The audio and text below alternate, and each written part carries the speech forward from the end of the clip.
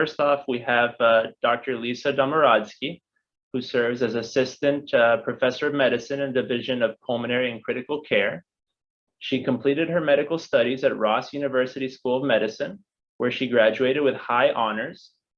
She completed both her residency and her fellowship in pulmonary and critical care medicine and internal medicine at Penn State Health, where she received a number of honors in her early training. I saw that she was Best Resident of the Year, so big kudos for that, and top oral presenter at one of the Penn State Research Symposiums.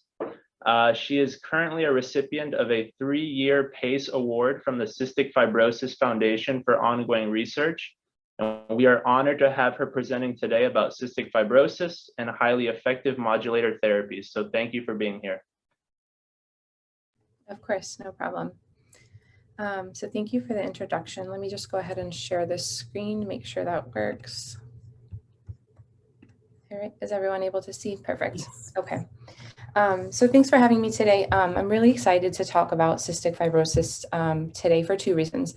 One, it's what I do and what I like to do. But 2, it's something that's rapidly changing. And as it becomes more prevalent in the adult world, I think it's important that as internal medicine physicians, we're all up to date, even the subspecialties as well. So I don't have any disclosures.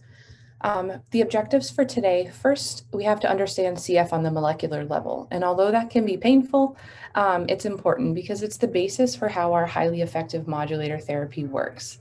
So that brings us to our second objective, which is highly effective modulator therapy. We're going to go through the definition of that, how they work, why they work, and then the current FDA-approved medications we have.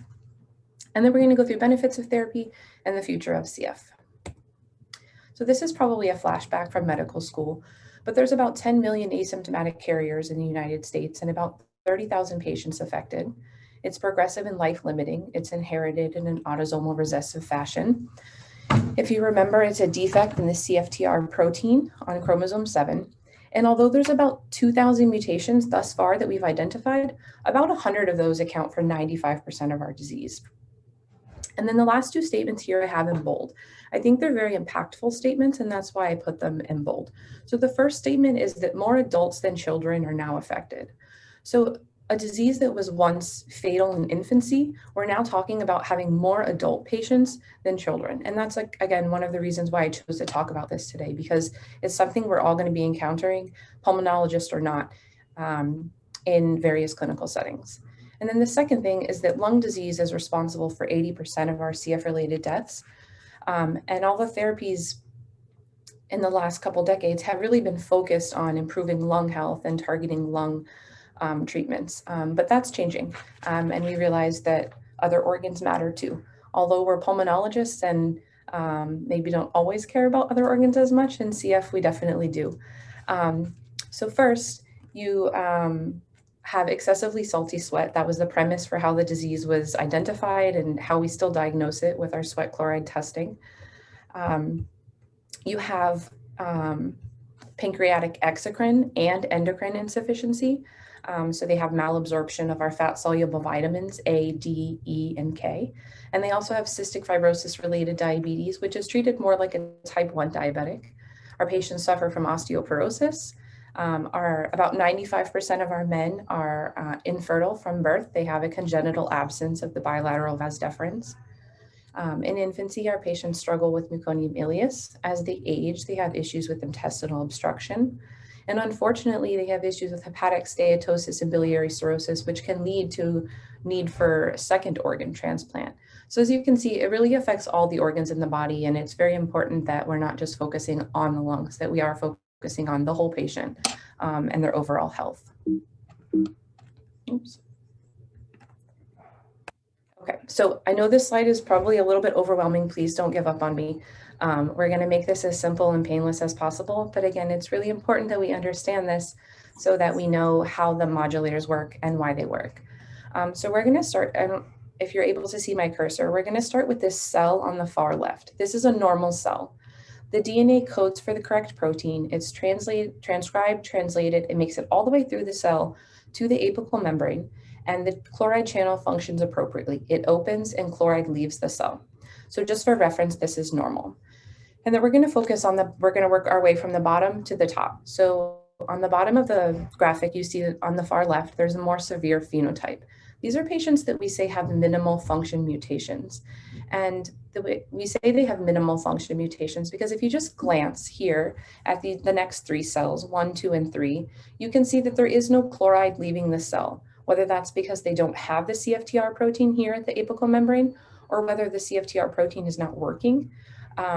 It would make sense that if you have no chloride leaving the cell and you don't have any functional protein, that you would have a more severe phenotype. On the opposite side of that, on the bottom right, we have our milder phenotypes. We say that these patients have residual function mutations.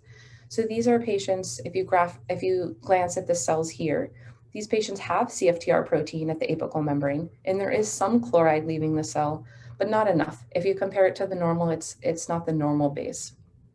So for our class 1 mutations, the protein is never made. There's a stop codon or a nonsense mutation, and the protein is not able to be even made. For a class 2 mutation, the protein is made, but it is not able to traffic to the cell surface because it's folded improperly. For a class 3, it's made and it makes it to the surface, but the channel itself does not work. Similar is a class 4, where the protein makes it to the surface and the channel works, but it doesn't work that well. And then class 5, it makes it to the cell surface and it works just fine, but there's not enough of them. And then class 6, it makes it to the surface, it works just fine, but it's degraded very quickly. So as you can see, if you were thinking on the biochemical level, there are multiple points where you could target therapy to help the patient have a functioning chloride channel. But our mutations span all of these classes. So it's not that easy to just have a one size fits all treatment. So as I mentioned, there's about 2,000 mutations, but only about 100 of those account for 95% of disease. An even smaller portion of that is accounted for by this handful of mutations, specifically these 4 to 5 that I've circled here. Our most common mutation is a delta F508. That's a class 2 mutation, and it accounts for about 85% of our patients.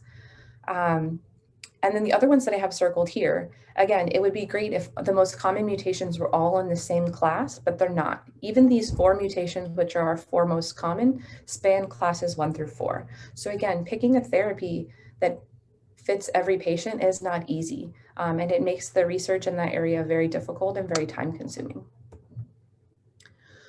So when the gene was discovered and the protein was discovered in 1989, the focus was on correcting the gene because that is a one size fits all. You fix the gene, you fix the product of the gene, and everyone has a functional CFTR protein and no sequela of cystic fibrosis. Just like many other disease processes, there's tons of focus on that. Unfortunately, we don't have any of those drugs yet. So we are focusing on highly effective modulator therapy. These are oral medications that improve the function of the gene product. So they improve the function of the CFTR protein. There are currently 2, almost 3 approved, FDA approved types of modulators. And we're gonna go through how each of the 3 of those work. So the first one to come out was potentiators. Potentiators simply hold the channel open. So these are great for our class 3 and 4 mutations. For patients that have the protein made correctly, it traffics all the way to the surface on its own. But once it gets to the cell surface, it's not able to open at all, or it's not able to open properly. So the potentiators simply hold the channel open so that chloride can leave the cell. I say simply, but clearly someone has spent their entire life work figuring this out and finally had figured it out and done a great job. So this was the first leap in the right direction. Although targeting a smaller percentage of our population, still a huge move in the right direction. Next up were our correctors. So correctors help the CFTR protein fold into the correct 3D shape so that it's able to make its way all the way to the surface and work properly. This targeted a huge percentage of the population. As I mentioned, the delta 508 is about 90% of the 85 to 90% of the population. So this was targeting a larger group. And then next up in development, but just not quite yet available, we have our amplifiers. So amplifiers simply increase the amount of CFTR protein that's made by the cell. Ideally, they would be great for our 5 and 6 mutations where there's either not enough or the protein is there, but it is degraded quickly. But these, in theory, would also allow for even better therapies in combination with potentiators or correctors or both. So even for those patients that maybe have enough of the protein, even adding more because they're functioning at a decreased level would be, in theory, very helpful. So these are in trials currently, but not yet released. So we currently have 4 different FDA-approved, highly effective modulator therapies. And depending on what field of medicine you work in, you may or may not have seen some of our patients on these.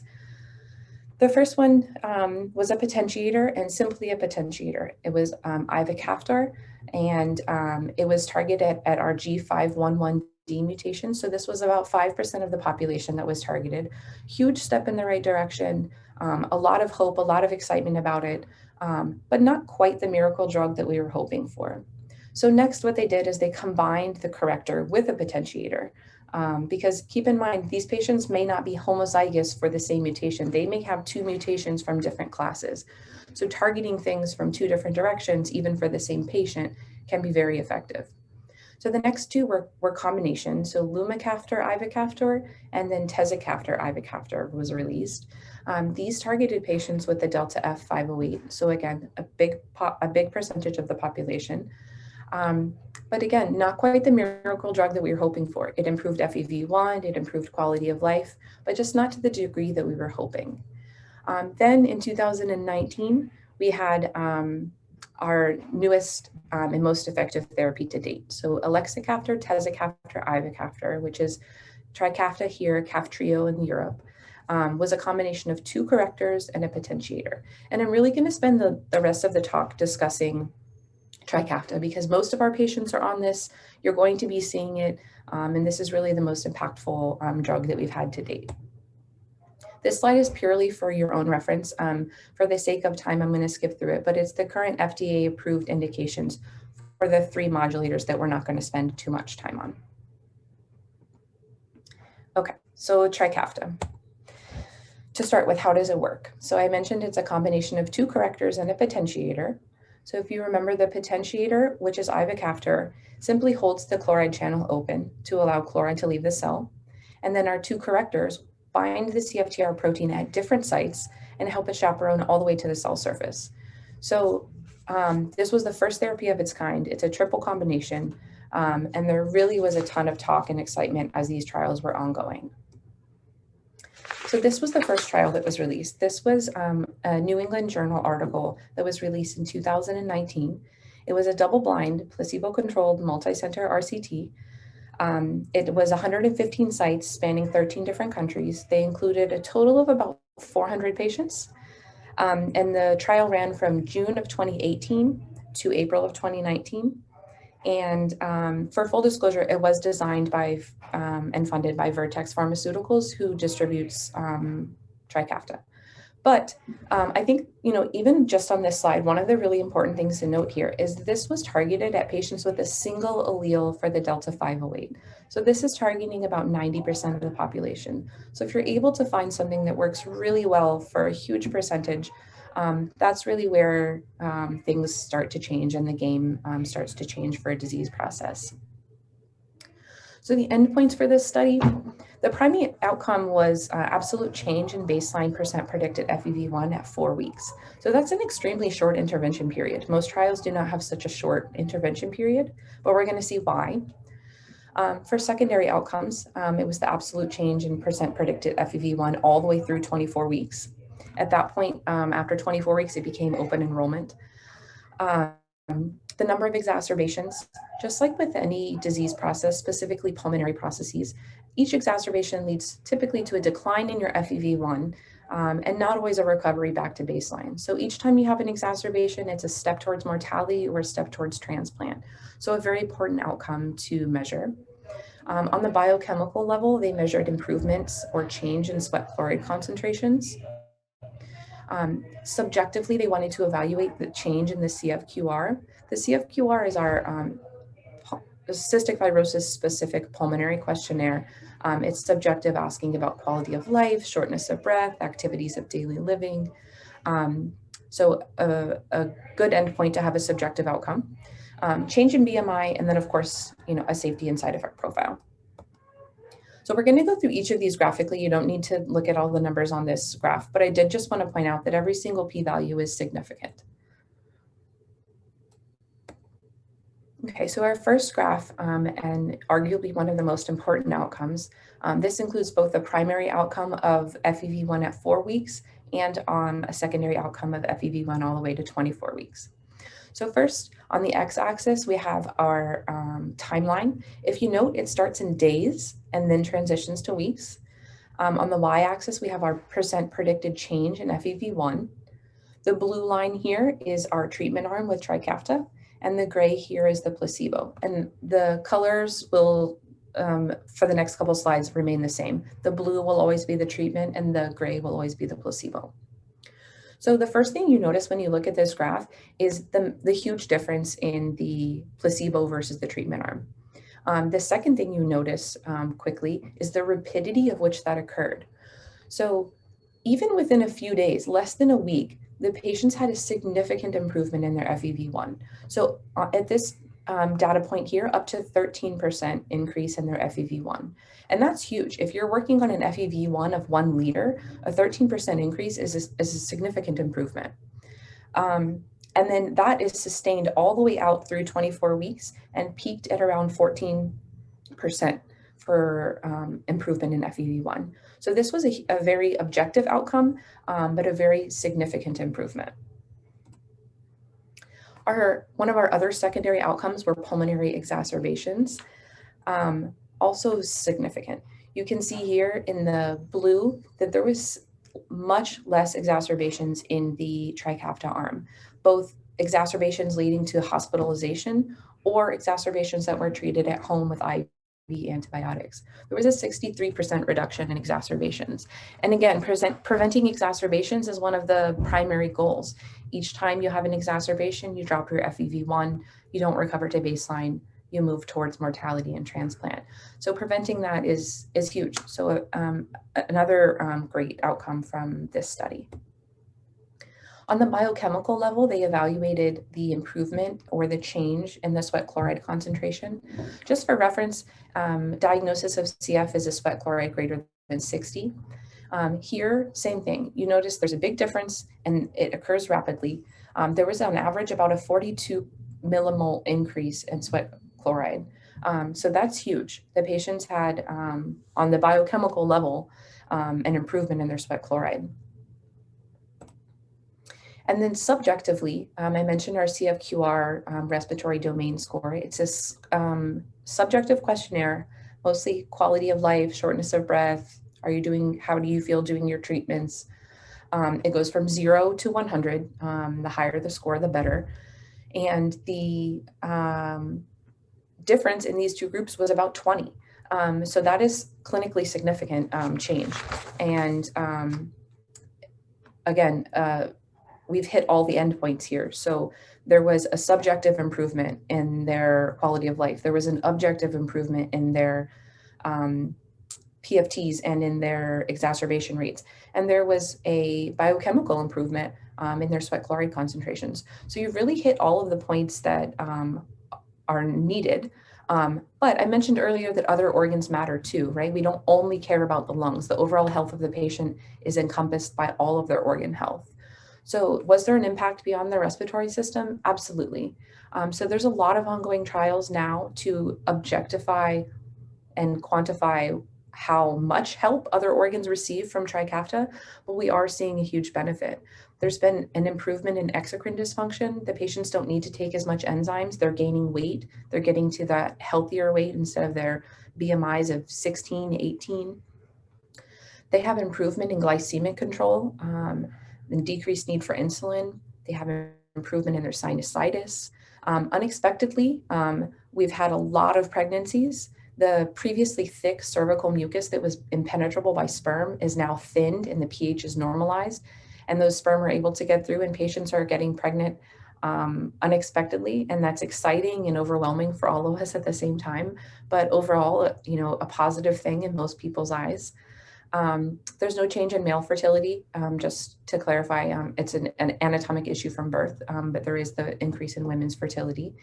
And then quality of life, so something that you can't really quantify, but patients that were once thought they wouldn't make it to adulthood, that they wouldn't live past 20 or 30, are now talking about careers and education and getting married and having families. And it's a huge privilege to be a part of that and hear these patients talk about those things. And then adverse events, also important. So there were only 2 adverse events leading to discontinuation of the trial regimen. One was a severe rash, the patient had to stop. And the second one was actually cirrhosis and portal hypertension that was just not caught on screening. So you could argue that maybe only 1 adverse event leading to discontinuation. Here you can see the mild, moderate, and severe. There were no life-threatening reactions. And then about the same for both groups, for the mild and moderate and severe. They have here listed the most common adverse events. The top one was an exacerbation, but actually it was much lower in the treatment arm because Tricafta reduced the exacerbation rate. So side effect profile, so headaches, upper respiratory stuff, nausea, vomiting, abdominal pain, diarrhea, those things typically happen to, as you can see, a decent portion of the patients, but they typically abate after a few weeks. So if the patient is able to tolerate the medication, then they typically do okay. And those symptoms go away and they don't have any issues ongoing. We have had issues with rash, about 10% of our patients, that requires us to discontinue the medication and have a trial of reintroduction. The one I've highlighted here is transaminitis. So about 10% of our patients experience transaminitis, and it's important that we monitor that. It does lead to cases where we have to either reduce the dose of the medication or discontinue it.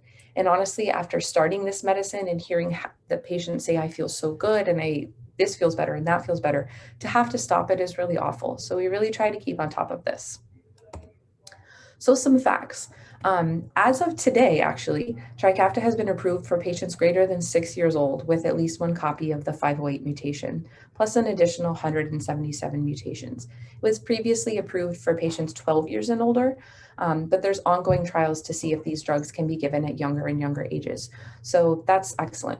So from that age group from 6 to 12, that's allowing about 1,500 kids to get started on highly effective modulator therapy and experience the benefits from a young age.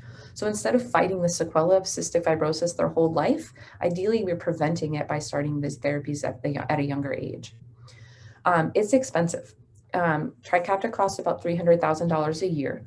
We're very fortunate that the CF Foundation has a lot of funding and we're able to help our patients that are not able to afford it.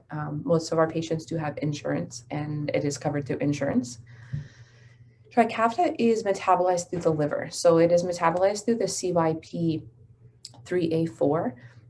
So there are some significant drug-drug interactions, specifically antifungals and antiepileptics. Antifungals become a problem for us when our patients have aspergillus or allergic bronchopulmonary aspergillosis. So we do have to be careful. We ask any of our patients that are on Tricafta, anytime anybody gives them a new medication, over the counter or otherwise, that they please run it through us because we don't want to have any major issues and we don't want to have to stop the Tricafta. And I mentioned transaminitis was an issue. So the way we monitor that, so that every 3 months for the first year of therapy, they get LFTs.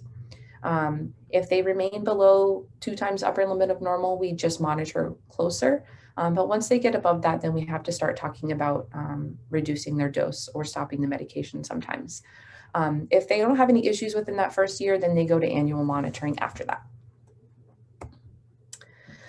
So just a quick word about minorities, especially because we work in Miami, and this is an area where we're all working with patients in minority populations. So I mentioned that there's about 2,000 mutations, and then about 100 of them account for 95% of disease, the most common being Delta 508 for about 85 to 90% of patients. So that statistic is mostly pertaining to our Caucasian population. So if you look here on this graphic, in yellow, you can see the percentage of patients without a Delta 508 mutation. So in our Hispanic, African American, and Asian patients, there is a significantly larger population of them without a 508 mutation. So that means they are not eligible for Tricafta. It is approved for 177 other mutations, and that may or may not be one that they have. So there's always discrepancies and disparities in healthcare, and unfortunately, based on what genetic mutation you have, depends on what therapies are available to you. And as a minority, you may not have the most common ones. So this slide, I think, does a great job of kind of summing up the whole lecture. You can just glance at it and be like, wow, these patients are living so much longer than they used to. And you can see also, I've put here the therapies that were instituted and kind of the timeline. So as you add each of these therapies, their longevity is increased. But if you notice, most of them are targeted at the lung because that's where your mortality comes from. But again, other organs matter. So you can see here on this graph, the first highly effective modulator therapy, a potentiator, ivacaftor, was added, and the graph just exponentially starts to increase. So that is focusing on all the other organs, not just lung function. So we're predicting that patients that were born between 2015 and 2019 have an average life expectancy of 46 years.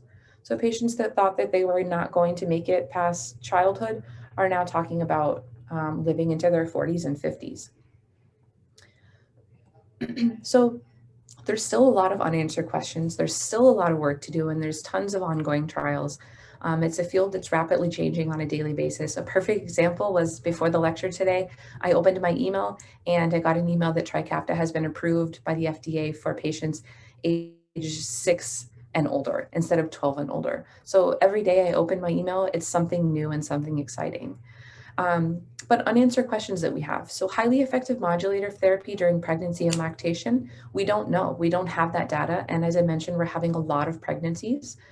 So that's something that we need to be focusing on and researching. We don't know the long-term effects. These modulators are relatively new. Tricafta was just released in 2019. It is very difficult to study our rare and nonsense mutations. And these are sometimes the mutations that our minorities have. So they're difficult to study because there's not as many patients. You can't do an RCT with 500 patients. And then we talked about the amplifiers that are in line to come out next, which are our amplifiers. So then the next 3 bullet points are 3 studies that are ongoing, and I thought they were important to mention. The first one is Simplify. So our patients get on Tricafta, they start feeling better, and they don't want to do their airway regimens anymore. It's cumbersome. It takes them, if they're doing it correctly, about 1 to 2 hours a day. They have jobs, they have other things to do, and they don't want to be sitting there doing their airway regimen when they feel great. So this study is evaluating whether withdrawing their parts of their airway regimen is safe to do. The next study is called the PROMISE study, and it's evaluating the objective evidence of improvement or of not improvement in other organs. The BEGIN trial is looking at starting these modulators in infancy. Again, instead of fighting sequelae your whole life, you start from infancy and you prevent all of that so that it would be as if you never had CF. And then mRNA and gene editing techniques are still ongoing and in the clinical and preclinical era. So I can talk to you about CF and highly effective modulator therapy for— I'm sorry, Dr. Domaradzki, you need to finish. Your half hour is up and we have another speaker. Okay, perfect. This is the last slide. So this is a quick story about a patient that was chronically ill and had a lot of issues. And after she started Tricafta, she got married, got pregnant, has 2 kids, and she has the prospect of her life in front of her. And being part of the CF field is rewarding. It's a privilege. And it's great to watch these patients' lives transform. I hope that all of you in the other subspecialties that are helping us care for these patients are seeing that as well and feel the excitement. And thank you as well. We can't take care of them by ourselves. So that's all I have today. I hope that I conveyed the excitement that's ongoing in the field, and I'm happy to take any questions that you guys have. Thank you, Dr. Domaradzki, for this very thorough and review of an important topic. Due to the time, however, we're going to forego questions, and sure, people can respond to you in the chat or email you. We thank you for this important update. Dr. Vincent. Thank you again, Dr. Domorodsky. Next, I'm going to introduce Dr. Marie Sosa, who serves as Assistant Clinical Professor in the Division of Nephrology. She graduated from the Universidad Central de Venezuela, Escuela Luis Racetti, before completing her internal medicine residency at St. Elizabeth Medical Center in Boston, where she stayed on to serve as a chief resident. She then completed her nephrology fellowship at Tufts Medical Center, and she practiced at UMass Memorial until 2016 before she joined the University of Miami. Dr. Sosa has co-authored a number of high-impact studies evaluating the role of renal replacement therapy in critically ill patients with COVID-19. But she's also taken a great interest in quality improvement education and research. Today, we are honored to have her speak about the impact of specifically documentation on quality metrics, the role of case mix indices and expected mortality on quality ratings, and possible enhancements that could be made in EMR charting and resources. So thank you again for being here, Dr. Sosa.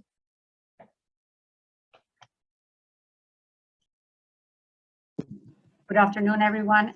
Thank Dr. Vincent for your kind introduction, and thanks to Dr. Wise and the Department of Medicine for having me here today.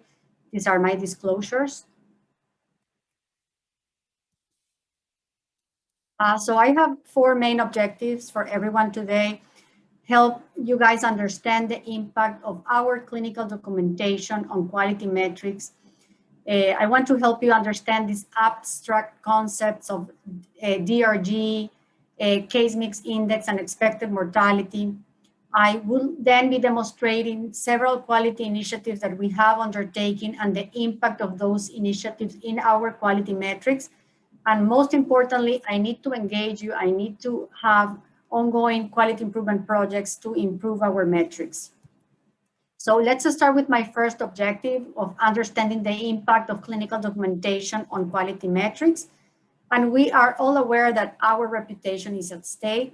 There are several institutions that rank us nationally against other hospitals. We're all very familiar with CMS, Leapfrog, but the one our institution is paying close attention to is US News and World Report.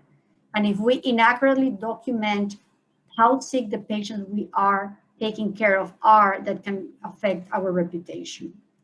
So this is the most recent ranking from US News and World Report, and we see the usual suspects on top: Mayo Clinic, followed by Cleveland Clinic in Ohio, followed by Johns Hopkins and New York Presbyterian.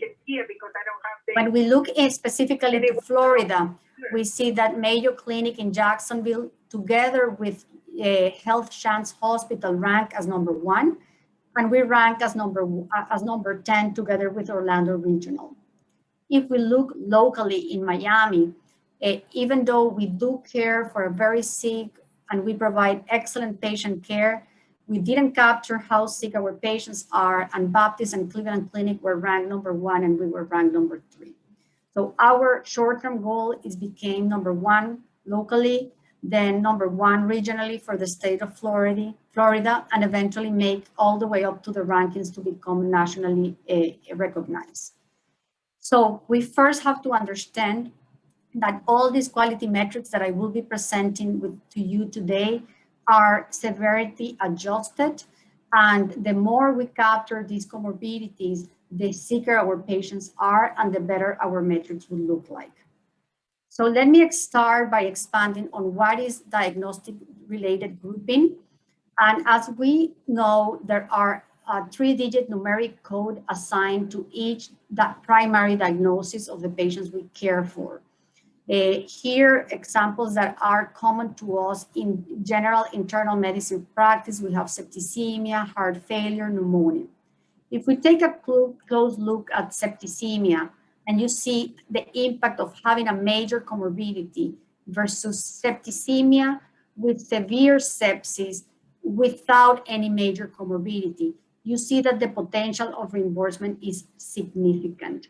And it's hard to believe that somebody with severe sepsis doesn't have any comorbidities or major comorbidities. And I will provide you examples of those. If we then take a look here at pneumonia, again, having a major comorbidity versus a comorbidity has a significant reimbursement potential of about 100,000. What are these CCs and MCCs? It's pretty complex, and these CCs and MCCs are actually unique to each DRG, but as a general rule, I'm going to introduce the most common ones that we utilize in our center. So for CCs, we have hyponatremia, UTI, extremes of BMI, malnutrition, chronic respiratory failure, chronic kidney disease, and acute renal failure. And for those that practice like me in the inpatient world, you are all familiar about receiving queries to clarify if these diagnoses are present or not. For major comorbidities, we have the cubitus ulcers that are present on admission, the same respiratory failure but acute, a specificity on the acute renal failure like ATN, and we have done a lot of education for our nephrology team to document ATN when present, acute heart failure, metabolic encephalopathy, and I will provide you examples on the impact of capturing this metabolic encephalopathy and other CCs and MCCs. So the last and most abstract concept that I wanted to introduce today is case mix index. So first I have to explain what DRG is, because case mix index comes from the relative weight of all these DRGs divided by the total number of inpatient discharges. And the case mix index reflects how diverse, how clinical complex the patients we're caring for are. And in a general rule, the higher the case mix index, the better. The sicker our patients are, the more complex they are. So here I present a histogram of different variations for a cohort of centers. And you see the wide variability in case mix index all the way from 1.3 all the way up to 2.5. When we started these initiatives together with Dr. Ferreira back in 2018, our case mix index was around 1.6, and progressively we have increased all the way up to 2.5, as I will show today. So what is within our control as clinicians? Two areas are within our control. Our patient mix value, what is this DRG grouping? And an example is we all care for patients that come to the hospital, get a biopsy, get discharged, and this biopsy gets not reported until 2 weeks after the patient is discharged. The CDIs and the coders keeps these records on hold until this final pathology result is released, because having a final diagnosis of lung mass is not the same as having a final diagnosis of metastatic melanoma with lung metastasis. So you see how this complexity, capturing this complexity of the DRG group mix is essential. And the second example is by really help us capture these CCs and MCCs that I have already expanded upon. So I completely agree and acknowledge that there's a huge gap between what we're asked to do as clinicians and what the CDIs and coders need on our documentation in order to help them extract these essential codes for our metrics. And there's a disconnect, and the role of me, Dr. Ferreira, and the quality office is to close that gap and to really realize that we are working together with a common goal of improving our metrics. So this is an example of, for example, congestive heart failure. And this is a patient with congestive heart failure and shock. And shocking is that this patient didn't have any CCs or MCCs. So this patient, even though having heart failure and shock, doesn't have hyponatremia, renal failure, respiratory failure, and it's kind of impressive to see. But see the potential length of stay for this patient. If the patient, then we capture a comorbidity, then you see the 1 day increase in potential on the length of stay. And if that CC becomes an MCC, sorry about that, becomes an MCC, then you see the potential length of stay increasing by an additional day. So please help us capture those CCs and MCCs. Those that practice in the inpatient world, especially hospitals, critical care, are familiar with the concept of queries. Queries are sent by our clinical documentation specialist team, and they just want to help us capture these CCs, MCCs, and potential diagnoses that will have an impact on our quality metrics. This is an example of how capturing these major comorbidities have an impact. This is a sick patient, 74-year-old, that was admitted for chemotherapy, developed renal failure, and by the physician clarifying on the query that the patient indeed had metabolic encephalopathy, the length of stay increased from 4 to 8, the severity of illness from 2 to 3, and the risk of mortality from 2 to 3. Similarly, our hematologists and oncologists are very familiar with the query to clarify if the pancytopenia was chemotherapy-induced versus unspecified, and again, significant impact on severity of illness, risk of mortality, and expected length of stay. So now I'm going to share with you several quality initiatives that we have undertaken over the course of the past year that had a huge impact in these metrics. And this is the work of an entire multidisciplinary quality team. Dr. Ferreira has been taking the lead together with Dr. Parek to guide us in achieving these impressive results. So again, we wanted to test the impact of these quality initiatives, specifically on 4 major areas: comorbidities, diagnosis, case mix index, and expected mortality. So we, over the course of the year and a half, implemented 5 different interventions, and I will expand on each of these interventions individually. Our first intervention was educating the clinical documentation specialist team. Up until October 19, they were capturing just comorbidities for maximal reimbursement. We stressed the importance of capturing all the present codes for quality, and they did, and the results I will share with you. Our second intervention went live on February 2020, and prior to enhance the process in which physicians could answer a query, it was pretty comprehensive for physicians. They have to open an encounter. They didn't know where to open that encounter. Any documentation that happens outside the inpatient stay does not get captured in the inpatient record. So we enhanced the process for physicians to answer that query. We added this reply button. We made that reply with compliance be part of the electronic health record, and the physician's satisfaction with this intervention was impressive. We then, on August 2020, developed an automatic computer logic to capture fluid and electrolyte disorders as well as renal failure. And this is the way it looks. Any electrolyte abnormality that is elevated automatically populates in the assessment and plan: hypernatremia, hyperkalemia, and hypercalcemia.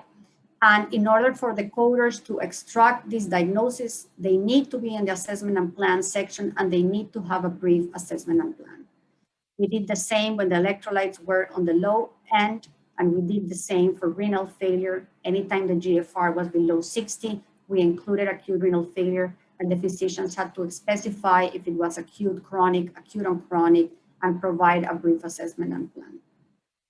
Our fourth intervention took a lot of time and a large comprehensive team, and we developed a ELIX Hauser comorbidity capture tool, and this one went live on November 2020. This is the original paper published by ELIX Hauser in 1998, and still today, these 30 comorbidities remain identified as the ones that have higher impact on case mix index and expected mortality. These are utilized by US News and World Report and by Vizient, the vendor we utilize to assess how are we doing against other academic institutions. And these are the ones that are utilized by those 2 institutions. So we developed this template on Epic with all these 30 ELIX Hauser comorbidities for the physicians to easily click on them if they were present. This was mandatory upon admission and optional upon discharge. Any comorbidity that the patient had prior to the admission was already automatically populated for the physician. Since we need a brief assessment and plan, options for brief assessment and plan were offered, but also the physicians had the opportunity to expand on their own assessment and plan if they felt it was clinically indicated. We audited the tool on April 2021 because we realized that the physicians can open an HPI and a discharge summary in different areas in the EMR. So if we utilize the left-hand bar of the HPI section, we generate a generic H&P, and the tool opens automatically. On the other hand, if we use the top bar like I use for my notes, unfortunately, that does not open the tool automatically, but a reminder is put at the bottom with a hard stop for the physicians to click on the Hauser comorbidity buttons on the top. Again, this was audited on June.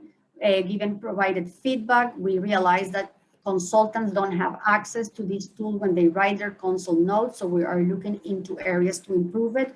Similarly, for physicians that do dictations or use their own templates, this tool is not available, and we're looking for ways to include that for everybody. The last intervention was that throughout all this implementation period, the quality team did one-on-one educations or group educations to providers and conducted electronic health records reviews to identify hospital-acquired conditions, patient safety indicators, validate those, and with a specific impact on mortality. Mortality is the metric that has the highest impact in US News and World Report with a 33% impact.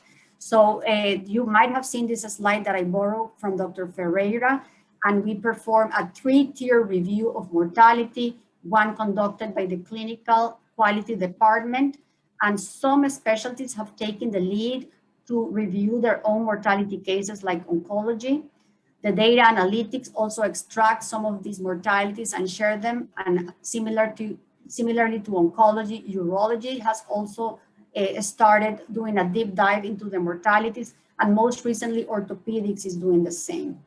Last, the clinical care transformation reviews documentation and provide real-time feedback for both providers and CDIs.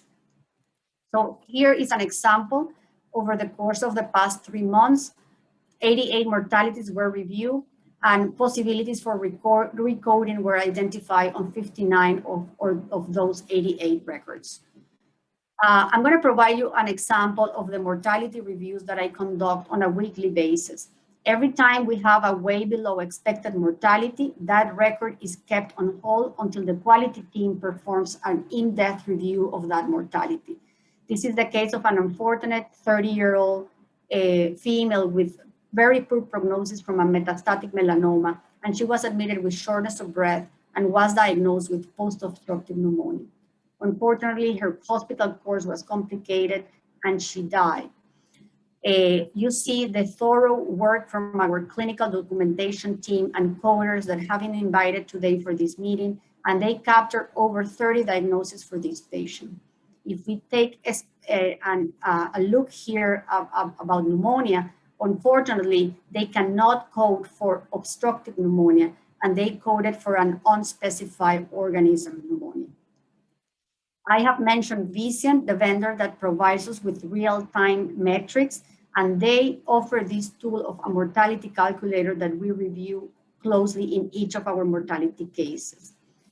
For this specific patient, you notice here that the 4 diagnoses that had an impact, despite having 30, were metastatic cancer, coagulation defect, fluid and electrolyte, and pain syndrome.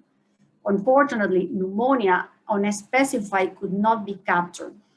So we reviewed the record, we noticed that the patient received a course of antibiotics, and the physician was educated and queried to specify if they felt the pneumonia was likely bacterial or likely viral. The physician specified that the pneumonia was bacterial, and then the specific code for bacterial pneumonia was added into the expected mortality that was below the observed mortality, and suddenly the expected mortality became higher than the observed, and this record was no longer flagged as having a way below expected mortality. Of note, all these codes need to be present on admission in order to have an impact on the Vision calculator.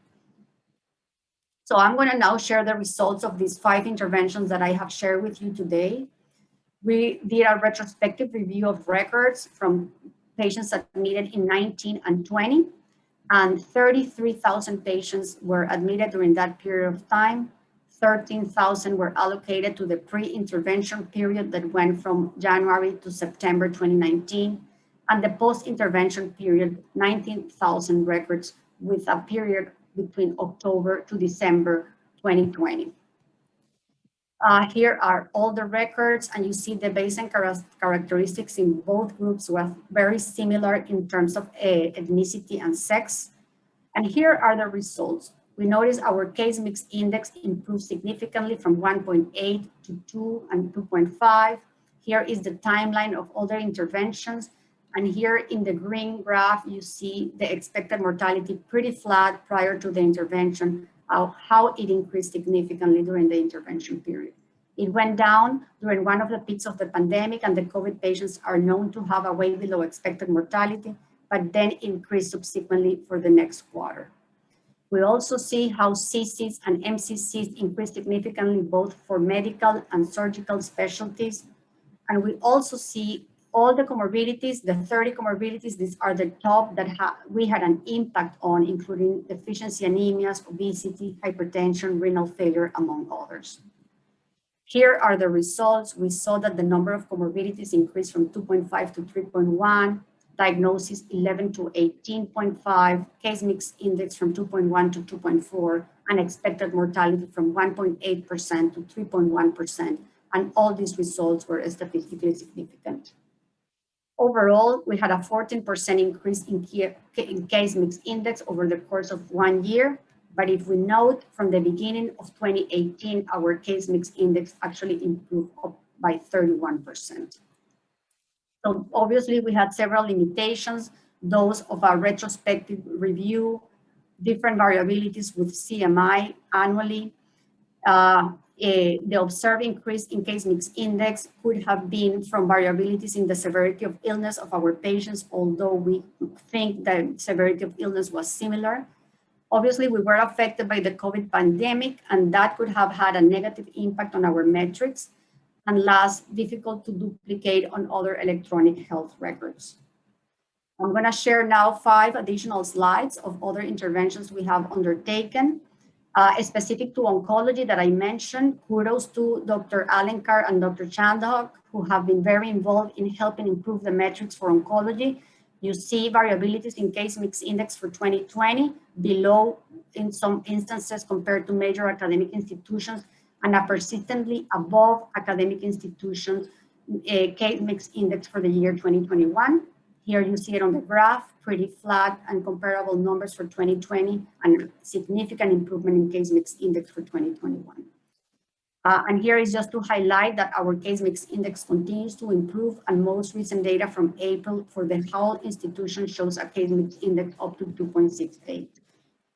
Last, coming down the pipe, starting September 2021, we will have this real-time feedback from providers while they write their notes. We understand that all these queries and all this additional documentation that is requested from you is very time consuming, and we thank you for your attention and your help improving and enhancing documentation. This real-time documentation will really facilitate the workflow that we do. If we need to capture a diagnosis, for example, of congestive heart failure, this logic will incorporate all the supporting data that this patient indeed have congestive heart failure, and it will add a click away to incorporate all this into our assessment and plan, supporting the presence of this diagnosis and many others.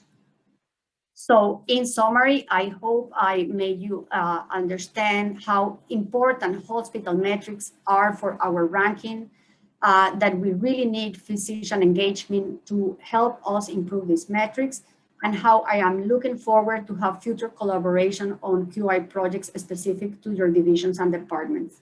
With that, I thank you very much for your attention, and I will take any questions that you might have. Thank you so much, Dr. Sosa. As you might have heard, Dr. Weiss had to run a little early to clinic, so I'll take over the Q&A. It's really fantastic work what your group has been doing. I actually had a question about the pandemic, but I think you nicely answered it in your second to last slide. I'll just go in order. Dr. Goldberg, do you want to ask your question? Oh, sure.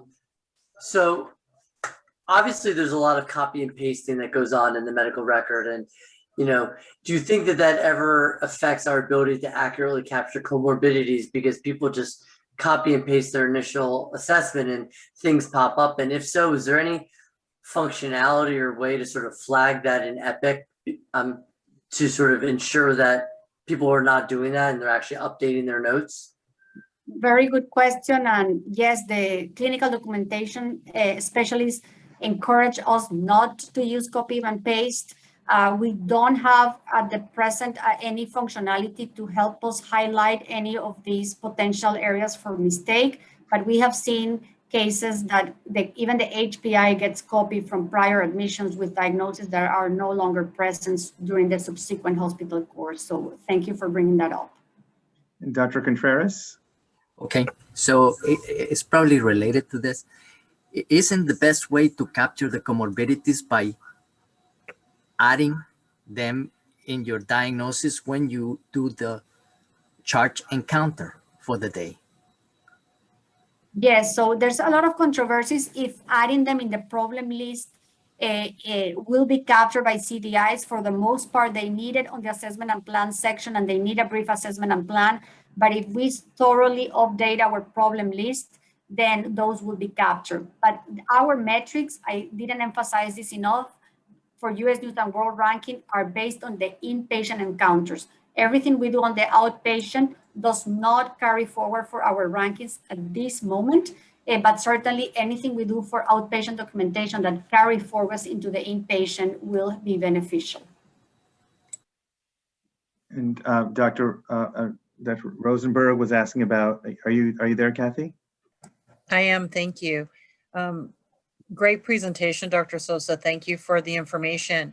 I know we've worked a lot with the advanced practice providers to capture a lot of this information upon discharge, but can you speak to any plans that are being made on how the new residents and fellows and onboarding new physicians, how they'll be trained to help us improve this from the front end? Very good question, Kathy, and thank you. So for onboarding, we are preparing a presentation for all residents. Dr. Diaz has been coordinating that with the quality office.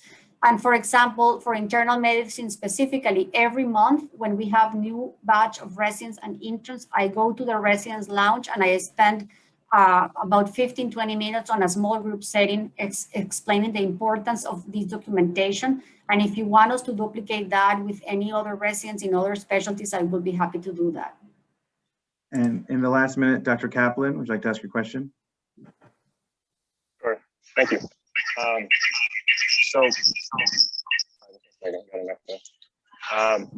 So my question, and certainly this was an excellent presentation. I have kind of a vested interest in this as well. I'll be one of the rising quality improvement patient safety chiefs over at the VA. I'm wondering, so it seems like, you know, obviously the focus is on capturing the severity of illness for these patients so that we accurately reflect how sick the patients are, come, you know, bad outcomes or morbidity during hospitalization. And that makes sense at a systems level, you know, across the board for a program. But I'm wondering if it's possible to have the individual provider kind of see how sick their patients are and to track that over time so that, you know, from the provider perspective, you know, certainly I feel like the providers might be more motivated to capture illness severity, things like that on an individual level when they see how sick their own patients are versus, you know, kind of this more abstract picture of what the whole hospital system looks like. Thank you, Dr. Kaplan. And yes, I couldn't share all the initiatives we have done, but we have developed scorecards by specialties, and in each specialty, we know the ranking on length of stay, severity of illness, case mix index. So physicians are starting to have awareness of how their individual documentation is having an impact. So thank you. Great. Well, thank you so much, Dr. Sosa and Dr. Domaradzki for great presentations, and we'll conclude grand rounds. Thanks so much. Thank you. The CME and MOC are in the chat for those of you that want to get those.